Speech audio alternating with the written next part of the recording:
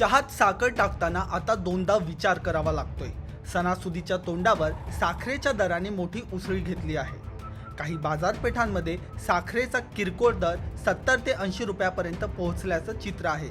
मुंबईतही दरात मोठी वाढ झाली आहे। पण या दरवाढी मागे नेमकं कारण काय?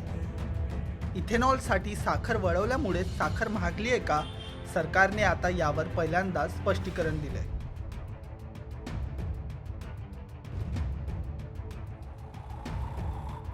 साखरेच्या दरवाढीने सध्या सर्वसामान्याचं बजेट बिघडलंय। सरकारच्या आकडेवारीनुसार 20 जुलैला साखरेचा सरासरी भाव 48 रुपये 18 पैसे प्रति किलो होता। तोच भाव 20 ऑगस्टला 55 रुपये 70 पैशांवर पोहोचला। म्हणजे अवघ्या एका महिन्यात जवळपास 16% वाढ। तर मुंबईसह काही बाजारपेठांमध्ये किरकोळ दर 60च्या पुढे तर काही ठिकाणी 70 ते 80 रुपयापर्यंत पोहोचल्याची माहिती आहे। इथेनॉलच कारण आहे का? साखर महागली की चर्चेत येतं ते इथेनॉल।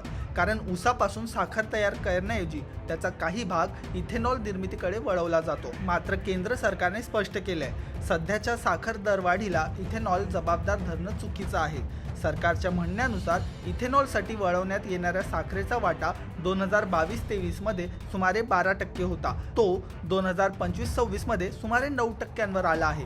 शिवाय देशात तयार होणाऱ्या इथेनॉलपैकी जवळपास 3/4 इथेनॉल आता धान्यापासून, विशेषतः मक्यापासून तयार होत असल्याचं सरकारचं म्हणणं आहे। की आपण 2017 या वर्षी फक्त साखर इम्पोर्ट केली, म्हणजे रॉ शुगर इम्पोर्ट केली। याच्या अगोदर आपण असणारं साखर ही एक्सपोर्ट करत होतो, सरप्लस होती। परंतु या सरकारचं नियोजन नसल्यामुळे, कुठल्याच पद्धतीचं नियोजन नाही, फक्त कमवणं जेवढाच अजेंडा असल्यामुळे रॉ शुगर जी आहे आणि मळी जी आहे ही इथेनॉलकडे वळवल्यामुळे यावर्षी भारताला डबल किमतीमध्ये 10 मिलियन टन साखर आयात करावी लागते अशी परिस्थिती आहे। आज साखरेचा भाव 80 रुपये आहे। येत्या 10-12 दिवसामध्ये तो 100 रुपयावरती जाईल।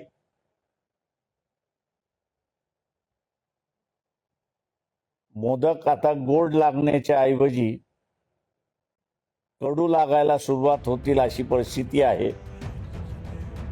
मग सरकारच्या मते साखर महागण्यामागे नेमकं काय आहे? पहिलं कारण साखरेचं अपेक्षेपेक्षा कमी उत्पादन। राज्यांनी सुरुवातीला यंदा सुमारे 343 लाख टन साखर उत्पादनाचा अंदाज व्यक्त केला होता। मात्र आता हा अंदाज जवळपास 306 लाख टनावर आला आहे। ऊसावर लाल कुजवा आणि खोडकिडा यांसारखे रोग, अतिवृष्टी आणि पाणी साचल्यामुळे पिकाचं नुकसान याचा थेट परिणाम साखरेच्या उत्पादनावर झाला। दुसरं कारण सणासुदीच्या काळात वाढलेली मागणी। गणेशोत्सव, नवरात्र आणि दिवाळीच्या पार्श्वभूमीवर साखरेची मागणी वाढते। तिसरं कारण जागतिक बाजारातील पुरवठ्याची समस्या। 2026-27 मध्ये जगभरात सुमारे 33 लाख टन साखरेची तूट भासण्याचा अंदाज आहे। आणि चौथं कारण साठेबाजी आणि बाजारातील सट्टेबाजी। सरकारने काही व्यापारी आणि उद्योगाकडून साखरेचा साठा करून कृत्रिम टंचाई निर्माण केली जात असल्याची शक्यता व्यक्त केली आहे। साखर 75 रुपये गेली, पण कारखान्याकडे स्टॉक किती आहेत? कारखान्याकडे माझ्या माहितीप्रमाणे साठवणूक क्षमता, आपल्याला माहिती, आपल्याला बँकेचं कर्ज असल्यामुळे कारखाने जसं कोटा मिळेल तसं ते विकत असतात। कारखान्याकडे थोडा कोटा, मला वाटतं त्यांची जी साठवणूक क्षमता आहे त्यामध्ये कमी आहे। परंतु निश्चित प्रकारे या बाबतीमध्ये मला वाटतं केंद्राने जाहीर केलेल्या या बाबतीमध्ये तपासणी ही निश्चित प्रकारे केली जाईल। पण थोडा फायदा शेतकऱ्यांना पण थोडा होतोय, परंतु ज्या कारखान्याकडे साखरेचा साठा जास्त आहे। दरवाढ रोखण्यासाठी सरकारने काही महत्त्वाचे निर्णय घेतले। 1 ऑगस्ट पासून साखर व्यापाऱ्यांसाठी 400 टनांची साठा मर्यादा लागू करण्यात आली आहे। 1 सप्टेंबर पासून मोठ्या ग्राहकांना 15 दिवसांपेक्षा जास्त साखर साठवता येणार नाही। आणि देशांतर्गत बाजारातील पुरवठा वाढवण्यासाठी सरकारने 10 लाख टन कच्च्या साखरेचा शुल्कमुक्त आयातीला परवानगी दिली आहे। 70-80च्या भावाने आम्ही जर साखर आणली तर आमचं बजेट तर होणार नाही। त्याच्यामुळे जे आज जे 40-45 असले तरी तेवढं आम्हाला चालेल. मी एवढंच सरकारला मान्य करेल. आणि आम्ही प्रत्येक महिन्यात जे 5 किलो साखर आणायचं, आज आम्ही 5 किलो न आणता 100-1.5 किलोवर आम्ही आणलो. आणि एवढं करून आम्ही जर 1 ते 1.5वर आलो तर आम्ही हे करून कसं काय जगणार आहे. राशनवर प्रत्येक ठिकाणी होत आहे.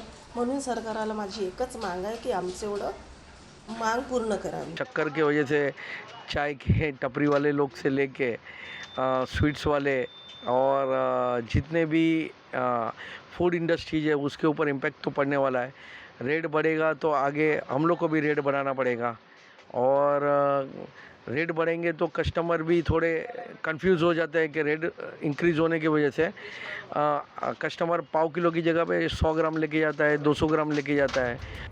म्हणजे साखरेच्या दरवाढी मागे फक्त इथेनॉल हे एकमेव कारण नाही असं सरकार स्पष्टपणे सांगते.